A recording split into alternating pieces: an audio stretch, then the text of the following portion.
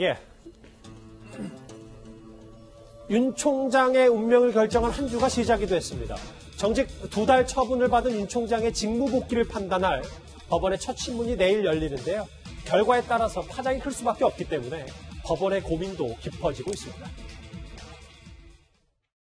문재인 대통령은 오늘 오후 법무부 장관으로부터 검찰총장에 대한 징계위원회의 징계 의결 내용에 대한 제청을 받고 제가했습니다. 기본적으로 이거는 이 징계 절차 자체가 위법하고 부당한 절차이기 때문에 승복할 수 없다는 것이 기본 입장이니까요. 아마 거기에 따른 대응을 하지 않을까 싶습니다. 드디어 내일입니다. 이두하 변호사님. 3대 정점이라고 저희가 일목요연하게 정리는 해놨지만 결국 회복하기 어려운 손해냐 그렇지 않느냐. 그게 어느 정도 판단이 되느냐에 따라서 내일이나 이르면 모레 정도는 결론이 나겠죠? 예, 내일 당장 결론이 나기는 그렇게 쉽진 않을 것 같고요. 모레 정도는 결론이 나지 않을까 싶습니다. 왜냐하면 지난번에 직무 배제도 사실은 제가 여러 번 말씀드렸지만 결정문이 9쪽 정도 돼요. 그러니까 보통은 결정문만 나오고 이유가 자세하지 않는데 이유가 자세하게 나왔는데 이번에도 어떤 결정을 내리든 이유가 자세하게 나올 가능성이 크니까요. 그러니까 당일날은 좀 쉽지 않을 것 같다 이런 생각을 하고요. 그리고 이런 걸 저희가 완결적 결정이라고 하는데요. 완결적 네, 완결. 왜냐하면 집행정지는 사실은 임시적인 거거든요. 집행정지를 하고 본안소송에서 이제 완결적으로 끝이 나는 건데 이 경우는 어느 쪽이든 사실은 본안소송은 큰 의미가 없어요. 정직 2개월이라는 게 받아들여지든 아니면 정직 2개월이 이제 집행정지가 되든 사실은 상대방 입장에서 봤을 때는 이 상대방이나 본인 입장에서는 사실은 이 집행정지 사건이 본안소송하고 똑같은 거예요. 그래서 완결적 결정이어서 이제 지금 제목을 잘 뽑으셨는데 내일이 사실은 이제 본안소송하고 상관없이 내일이 거의 운명의 결정이 내려지는 거죠. 내일이나 모레 정도. 은근히 또 저희 칭찬도 해주시네요.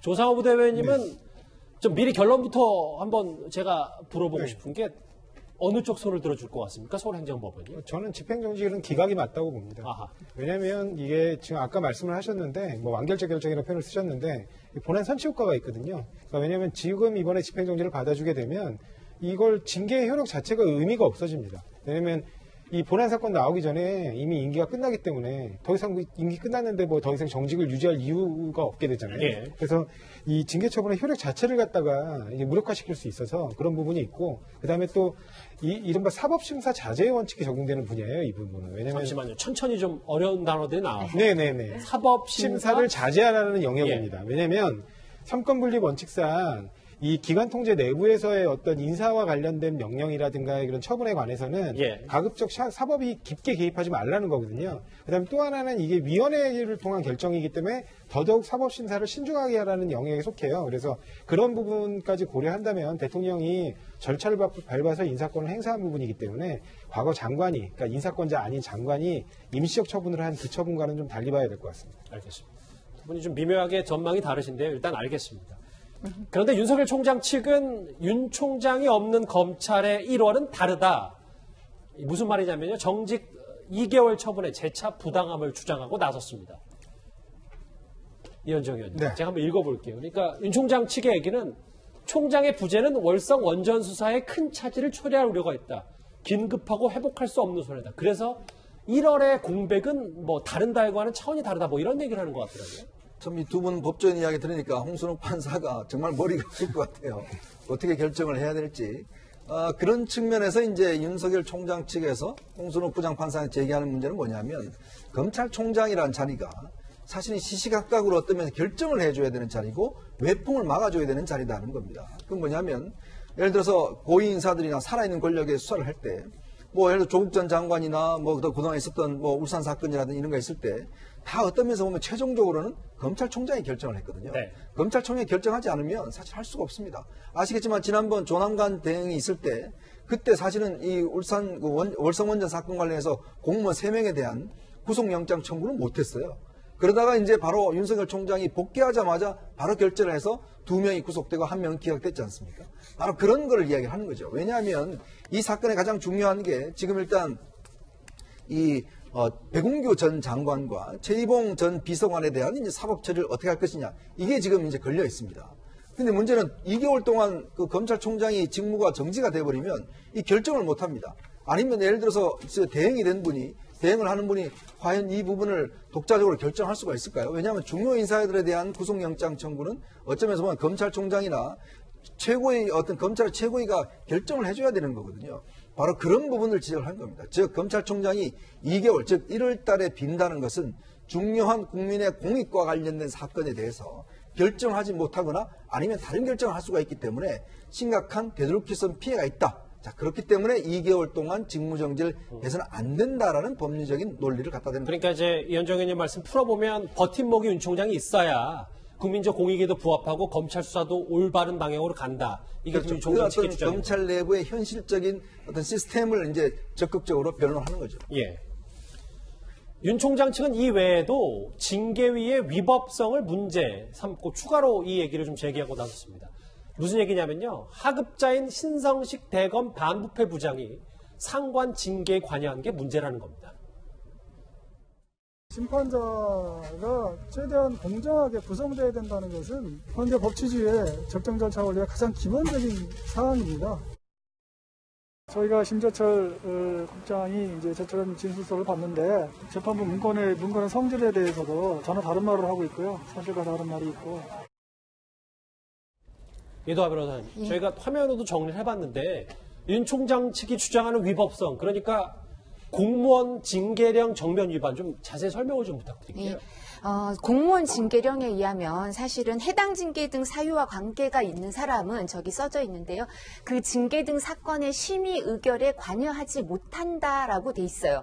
그러니까 이제 검사징계법이랑 법관징계법의 경우에도 구체적으로 이제 적시가 안 된 부분은 공무원 징계령을 원래 이제 저 부분을 갖고 와서 이제 쓰기 마련인데요. 네. 근데 이 사건에서도 그러니까 이 징계 등 사건의 심의 의결 이 사유와 관계가 있는 그 신성식 검사장 하고 심재철 법무부 검찰국장은 이 심의 의결에 관여하지 못하는 게 맞는 게 아닌가라고 변호인 측에서 주장을 하는 거죠. 그러니까 심재철 검찰국장은 판사 문건 관련돼서 제보자이기도 하고 뭐 제보자인가 아니냐라는 의혹이 있죠. 그래서 하여튼 본인은 그래서 회피를 했어요. 네. 그럼 뭔가 이제 관련이 있다는 걸 인정하는 것처럼 보이고요. 신성식 검사장은 기권을 했다는 거죠. 이제 의결 정족수는 맞춰주고 실제로 투표는 안 했다고 하는데 KBS 오보 관련해서 그러니까 이 부분에 대해서 피의자로 특정이 된 게 아닌가 이런 얘기가 계속 나오고 있거든요. 그러면 지금 그 윤석열 검찰총장의 그 징계 사유와 관련해서 일정 부분 관련이 있으니까 여기도 빠졌어야 되는 게 아닌가 이런 얘기가 나오고요. 이제 사실 저희가 뭐 계속해서 말씀을 드립니다만 홍순욱 부장판사는 우리가 이런 얘기를 계속하면 진짜 압력이 될 거예요. 이제 뭐 방송 안 보겠죠. 방송 같은 거 안 보겠지만 뭐 주변에서 하는 얘기를 하면 집에도 가도 부인이나 가족들도 말을 함부로 못 할 거예요. 근데 여러 가지로 부담이 되죠. 뭐 계속 하는 얘기가 대통령 인사권 어쩌고저쩌고 이렇게 하면 여기에 관해서 내가 뭔가 대통령 인사권하고 배치되는 것처럼 되나 이런 부담이 있겠지만 한 축엔 또 뭐가 있냐면 홍순욱 부장검사한테는 사실은 판사나 검사는 준사법기관이고 사법기관에서 헌법으로 신분이 보장돼서 재판하고 수사를 하게 돼요. 근데 징계위라는 걸로 사실은 재판이나 수사를 일정 부분 못하게 정직을 하거나 검사의 경우에는 또 파면을 할 수 있는 거죠.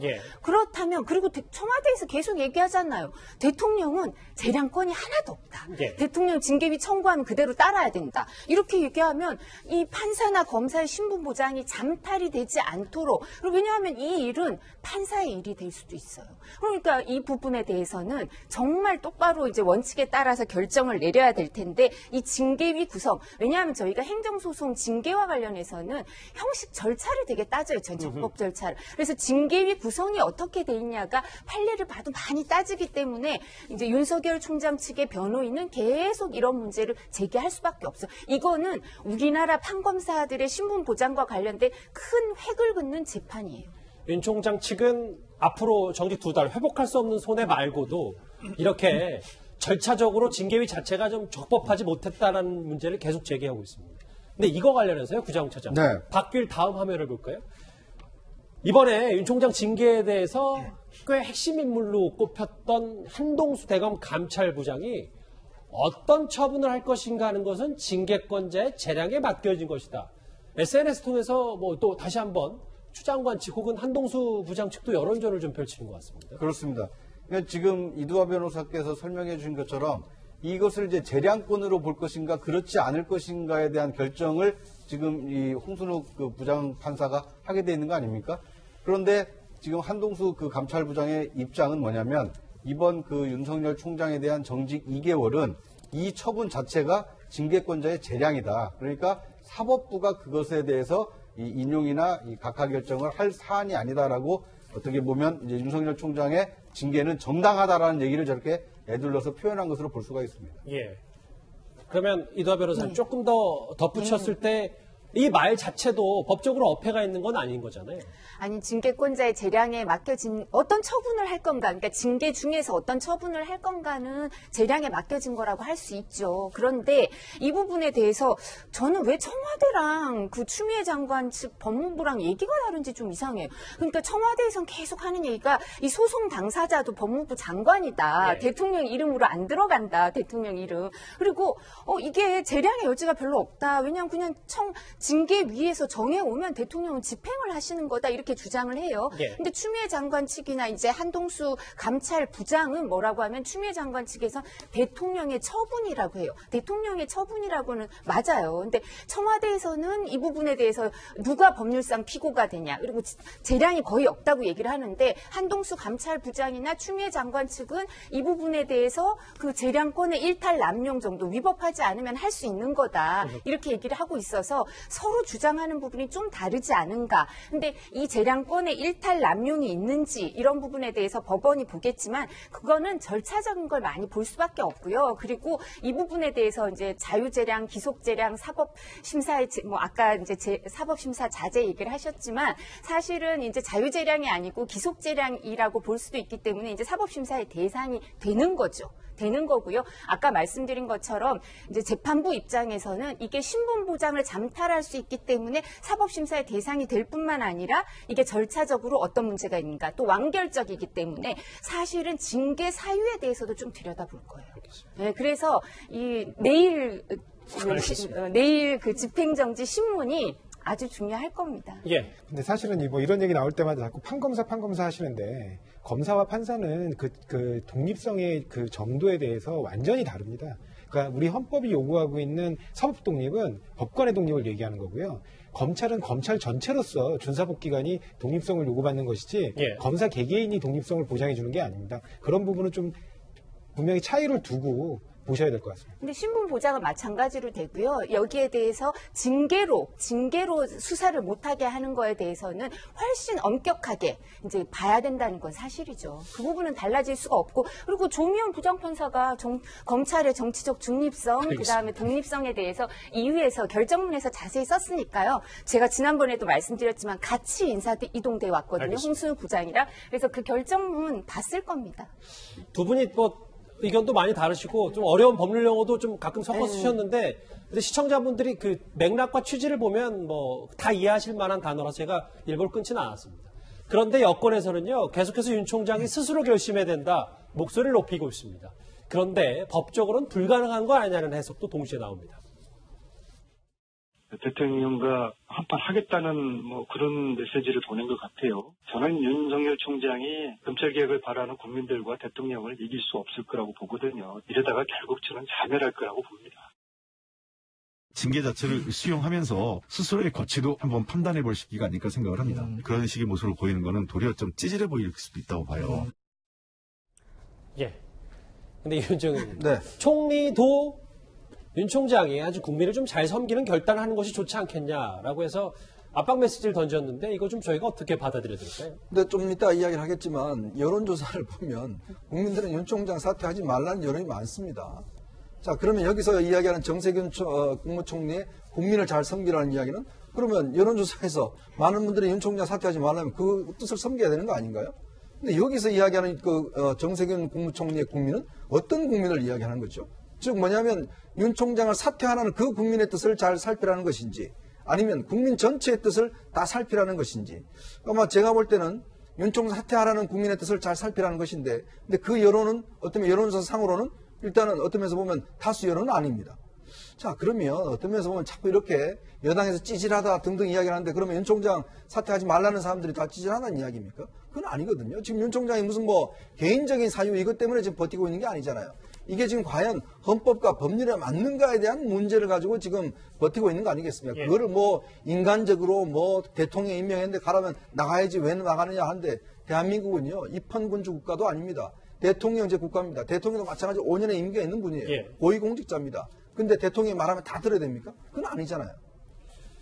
네, 조상우 대변인. 아까 뭐 안민석 의원이나 홍익표 의원의 말처럼 잦은 사퇴를 여당 말처럼 윤 총장이 하고 싶어도 법적으로는 지금 징계와 수사 중일 때는 퇴직 허용이 안 되니까 그럼 여당의 저 목소리는 뭐냐 뭐 이런 지적도 있는데 어떻게 보세요? 저는 저 해석을 잘못하는 겁니다. 왜냐하면 지금 법상 예. 그 징계가 요구된 경우에 사퇴가 안 되는 거거든요. 근데 이미 징계 결정이 내려졌기 때문에 예. 더 이상 국가공무원법 78조의 사가 적용이 안 되고요. 언제든지 지금이라도 사퇴는 가능합니다. 근데 또는 이제 이런 얘기를 하시는 분이 있어요. 예. 그 건이 문제가 아니고 현재 수사가 진행되는 부분이 있지 않냐. 예를 들면 그 감찰 무마 의혹 관련해 가지고 네. 수사가 진행되는 부분이 있으니까 그것 때문에라도 안 된다 이렇게 말씀을 하시는 분들이 있는데 그것도 마찬가지입니다. 그것도 그 징계 처분을 위해서 징계를 잠탈하고 회피하려고 사퇴하는 꼼수를 막기 위한 규정이거든요. 예. 근데 이 건은 이미 징계가 그 건과 관련해서도 내려졌습니다. 그래서 이제 일사부재리 원칙상 이 동일한 건 가지고 재차 징계는 안 되거든요. 그러니까 수사 결과 심지어 직권남용 등의 범죄가 발견돼서 형사처벌이 된다 하더라도 요건과 동일한 건으로 다시 또 징계를 재차할 수는 없는 거예요. 그러니까 징계 절차 진행을 위해서 이 사퇴를 금지하는 규정은 여기에는 적용되지 않습니다. 그러면 말씀하세요. 예, 근데 변호사님처럼 그렇게 해석할 수도 있지만 저희가 이거 사례를 한번 봐야 되는데요. 이영렬 중앙지검장이랑 그다음에 안태근 전 법무부 검찰국장도 이와 비슷한 사례였어요. 돈봉투 그 사람들, 논란 돈봉투 사건이 문제가 됐을 때 사의 표명을 했어요. 사의 표명을 하니까 청와대에서 이제 그 위에서는 어떻게 했냐면 사표를 안 받아줬죠. 징계가 진행되고 있으니까 사표를 안 받아줬는데 이 사람들은 나중에 이제 이거 갖고 본안 소송, 행정 소송을 해서 해임 처분이 무효가 됐어요. 무효가 돼서 복직을 했는데 안전국장은 원래 복직 후에 감봉 6개월인데요. 감봉 6개월 처분이 끝난 뒤에야 사표 수리가 됐어요. 그러니까 지금 말씀드리잖아요. 네. 징계 처분이 내려지면 사퇴할 수 있는 겁니다. 근데 본인이 징계 처분이 내려지니까 그 부분에 대해서 인정을 못하고 다툰 거거든요. 다투면서 계속 이제 직을 유지했던 것이지. 징계 처분이 이제 처분이 내려진 때, 요구된 때가 아니라 처분이 내려진 때는 사퇴가 언제든지 가능합니다. 예. 근데 지금도 마찬가지예요. 이제는 징계 처분이 내려져서 정직 기간 중에 사표를 수리하는 거는 이게 규정이 명확하지가 않거든요. 명확하게 돼 있습니다. 아니죠. 그러니까 감봉 6개월 처분도 6개월 다 끝나고 사표 수리했잖아요. 아니요. 6개월 끝나고 사표 수리한 게 아니고 아니요. 본인이 6개월 끝나고 복직 후에 감봉 6개월 처분 끝나고 나서 사표 수리를 했어요. 그래서 이 부분에 대해서는 지금까지는 사표 수리를 안 해줬기 때문에요. 이것만 사표 수리를 해준다면 그거는 이렇게 내보내려고 일부러 그런 것처럼 규정상 명백하게 되어 있죠. 아니 규정상 명백하지 않습니다. 네. 저희 두 분이 너무 쳐다보고 말씀 안 하셔도 되고요. 네. 가운데 두 분이 좀 멋졌기 때문에 알겠습니다. 두 분의 법 해석 취지는 알겠어요. 네. 구정 차장. 네. 이 부분 정리를 할 텐데 아까 이현정 의원님이 잠깐 언급해 주셨지만 윤 총장 사퇴 불필요, 이것도 지지율만 봐야 되는 건지 불필요하다는 의견이 조금 더 많긴 한 것 같습니다. 네. 그러니까 이제 이 대통령 지지율이랑 같이 비교해서 보시면 좋을 텐데요.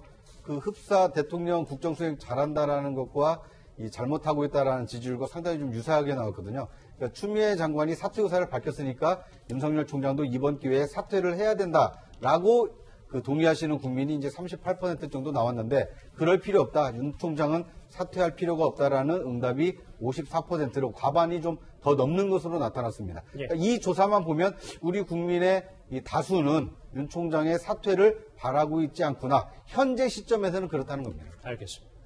여론조사 얘기까지 저희가 간단히 정리를 해봤고요. 조금 전에 법무부로부터 들어온 속보 하나 살펴보겠습니다.